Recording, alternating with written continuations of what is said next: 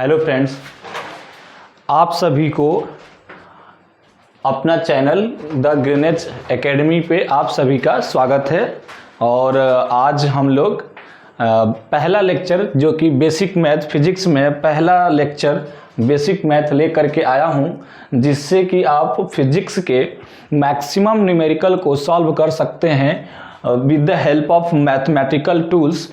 इसलिए ये लेक्चर आपके लिए बहुत महत्वपूर्ण है। तो बेसिक मैथ्स में सबसे पहले मैं आपको बताऊंगा कि बेसिक मैथ्स की रिक्वायरमेंट क्यों पड़ी फिजिक्स में, फिजिक्स को सॉल्व करने के लिए या फिजिक्स के प्रॉब्लम सॉल्व करने के लिए। ठीक है, तो एक बार फिर से मैं बता दूं आपको कि ये जो चैनल है द ग्रेनेज एकेडमी, इसको आप सभी लोग ज़्यादा से ज़्यादा सब्सक्राइब और शेयर करें, जिससे कि ये जो भी इंफॉर्मेशन या जो भी लेक्चर है या जो भी नॉलेज है आपके तक पहुंच जाए। तो इसलिए आप सभी लोग इसे एक बार सब्सक्राइब करें।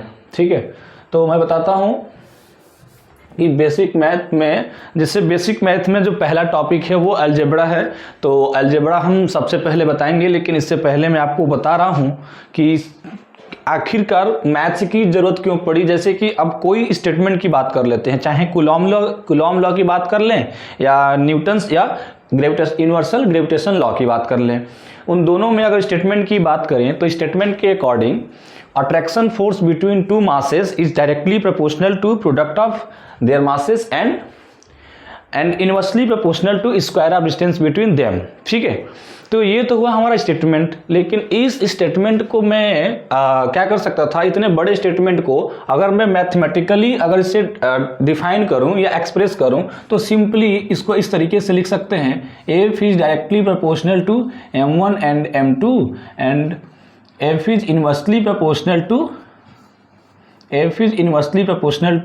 1/r²। क्या है r क्या है, तो r is the distance between two masses. ठीक है, तो इस तरीके से पूरा हम मैथमेटिकली हमने पूरे स्टेटमेंट को इस तरीके से डिफाइन कर दिया। तो इस तरीके से आपने पहला, आप देख सकते हैं कि पहला यूज है जिससे कि हम अलजेब्रा में, या हम कह सकते हैं कि ये अलजेब्रा तो टॉपिक है, ये पहला यूज है जो हम देख सकते हैं जिससे कि हम मैथमेटिकल टूल से हमने पूरे स्टेटमेंट को 2 लाइन में क्या कर दिया, एक्सप्रेस कर दिया। तो इस तरीके से तमाम और भी यूज आएंगे इसके फिजिक्स में जो हम आगे देखेंगे। तो इसमें हम जो पहला पढ़ने जा रहे हैं वो क्या है, अलजेब्रा है। तो अलजेब्रा में हमें ज़्यादा कुछ नहीं, यहाँ तक मैं उम्मीद करता हूँ कि आप सभी लोग पॉलिनोमियल, ऑर्डर ऑफ पॉलिनोमियल से क्या होंगे, मतलब आपकी जानकारी होगी। तो इसलिए मैं अलजेब्रा को शॉर्ट में पढ़ाते हुए मैं क्वाड्रेटिक इक्वेशन को पढ़ाने जा रहा हूँ। क्वाड्रेटिक इक्वेशन सॉल्व करेंगे, तो इसमें आपको क्वाड्रेटिक इक्वेशन सॉल्व करना होगा। और इसका मैं एक नॉर्मल तरीका जो कि आप सब जानते भी हैं, जैसे अगर मैं बात करूं स्टैंडर्ड इक्वेशंस ऑफ क्वाड्रेटिक, या इसको कह सकते हैं स्टैंडर्ड अगर देखा जाए जो इसका स्ट्रक्चर है क्वाड्रेटिक इक्वेशन का वो क्या है, तो इसको हम क्वाड्रेटिक इक्वेशन को स्टैंडर्ड देखा जाए तो क्वाड्रेटिक इक्वेशन या general equation of quadratic equation या general term of quadratic equation की बात करें हम, तो ये होता है ax² plus bx plus c is equals to 0। ये क्या है, ये standard form of quadratic equation है। ठीक है, ये स्टैंडर्ड फॉर्मूला है क्वाड्रेटिक इक्वेशन का। इसमें x² क्या है, x² के कोएफिशिएंट को हमने a लिखा है और x के कोएफिशिएंट को हमने b लिखा है और c is the also constant. ठीक है, तो इस तरीके से कह सकते हैं कि if the order of polynomial is 2 then this equation या this polynomial known as quadratic equation. ठीक है, तो आप इसको क्वाड्रेटिक इक्वेशन कह सकते हैं।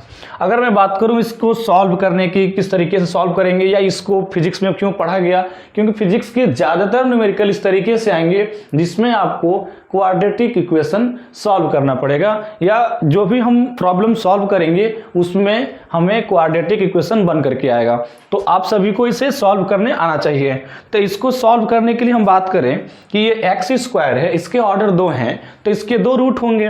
तो 2 रूट को हम निकाल सकते हैं। एक तो हम इस तरीके से निकाल सकते हैं कि alpha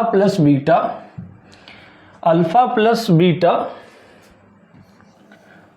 is equals to minus b by a. Here b is the coefficient of x and a is the coefficient of x square. Then alpha plus beta is equals to minus b by a, and alpha beta, it means product of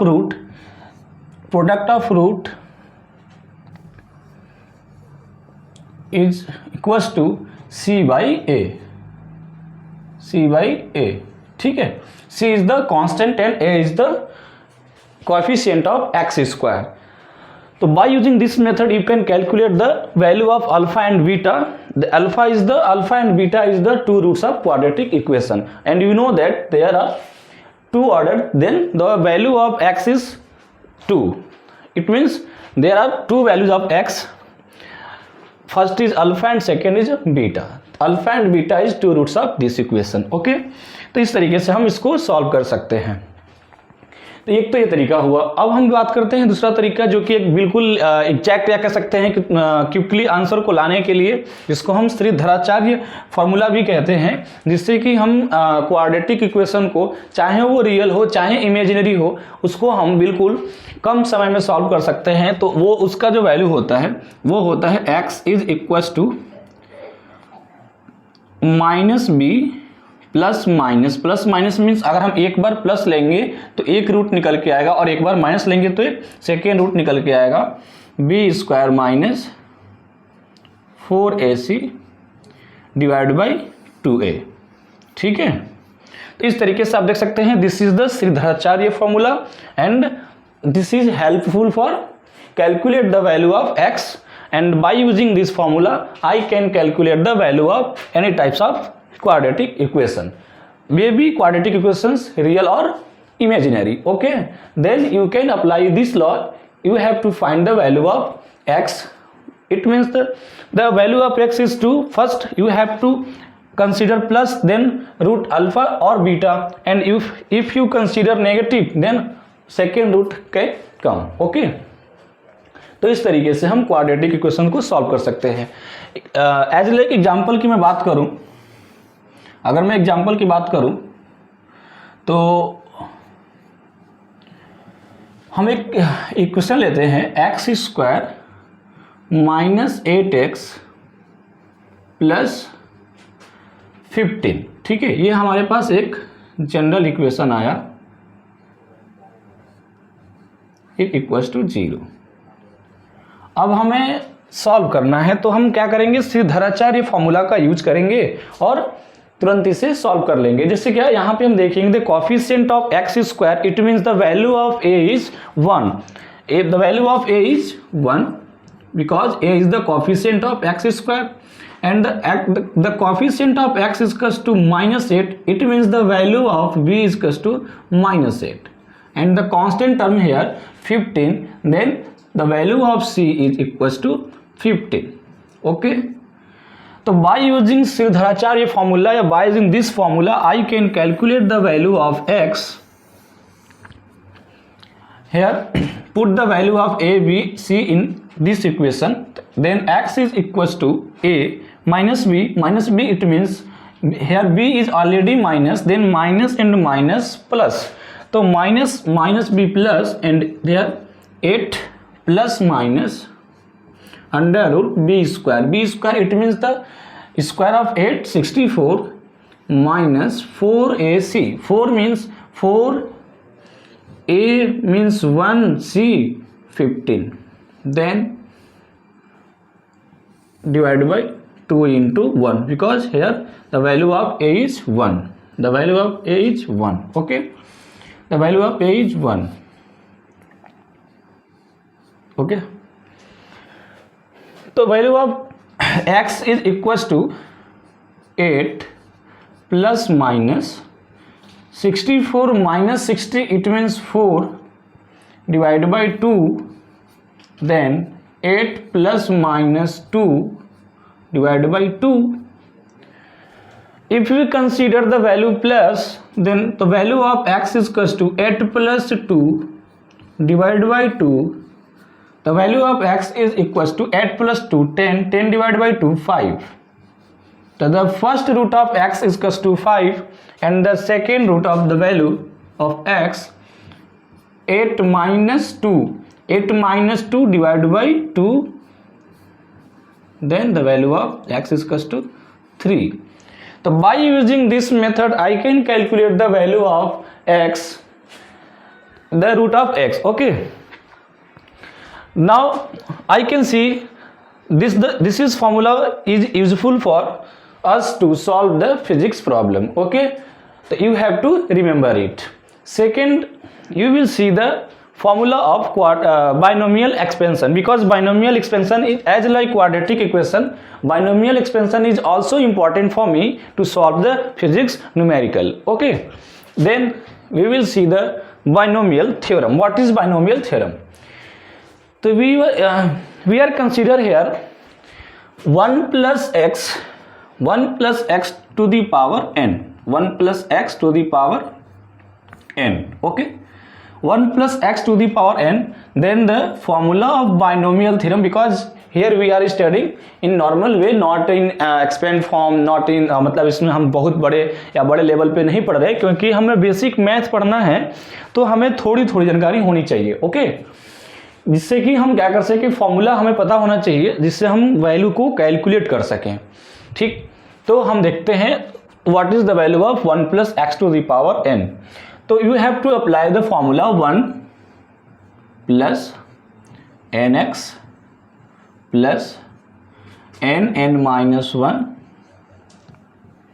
divide by 2 factorial into X square.